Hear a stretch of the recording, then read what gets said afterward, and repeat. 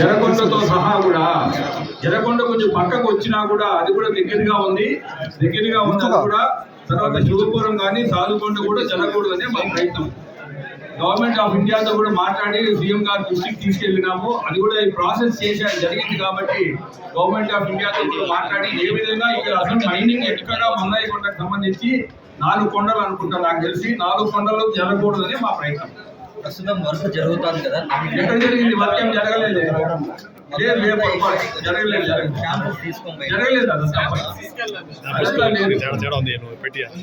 So next government మీ విజయవాడ పోయి లోకేష్ గారితో చంద్రబాబు గారితో మళ్ళీ మాట్లాడి ఏ విధంగా పర్మనెంట్ గా ఇంకెప్పటికీ జరగకుండా ఏ విధంగా చేయలేదే చేస్తాం. స్థానిక ఎమ్మెల్యే గారు చెప్పినారండి వర్క్ జరుగుతుంది, దాన్ని మేము నిలిపినాము.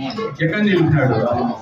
దానికి కూడా టెండర్ ఇచ్చిండేది కూడా అడగాలి కదా మీరు. ఆయన స్థానిక ఎమ్మెల్యేని ఎర్రకొండ ఎప్పుడు టెండర్ జరిగింది చెప్పండి. ఎర్రకొండ ఎప్పుడు టెండర్ జరిగింది చెప్పండి. ఇవన్నీ వాస్తవాలు చెప్పాలి.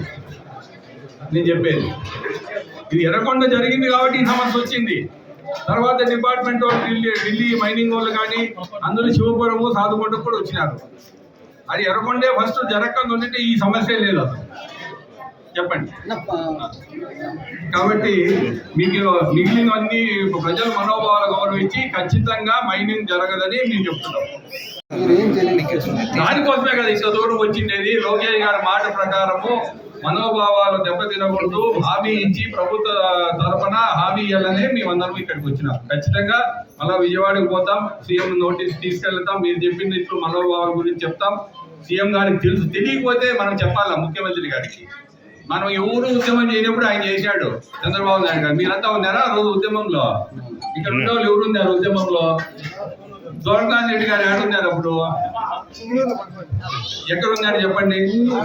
ఆ రోజు 2011లో చంద్రబాబు గారు ఆ రోజు మీటింగ్ పెట్టి మీకు పేపర్ కట్టింగ్ ఇచ్చిన. ఇప్పుడు ఆయనకి ఇంట్రెస్ట్ లేకపోతే ఆ రోజు ఎందుకు వచ్చినాడు చంద్రబాబు నాయుడు గారు చెప్పండి. ఆయన పైన నిందలు వేయడం తప్పు కదా అని నేను చెప్తున్నా. నేను ఆయన మన కోసము, మల్లయ్య కొండ కోసము, దేవుని కోసము 2011లో ముఖ్యమంత్రి అపోజిషన్ లీడర్ ఉండి కూడా ఆ రోజు కాంగ్రెస్ ప్రభుత్వం ఏదో చేస్తాననే ఉద్దేశంతో ఆయన వచ్చి ఉద్యమం చేసి ఆగింది.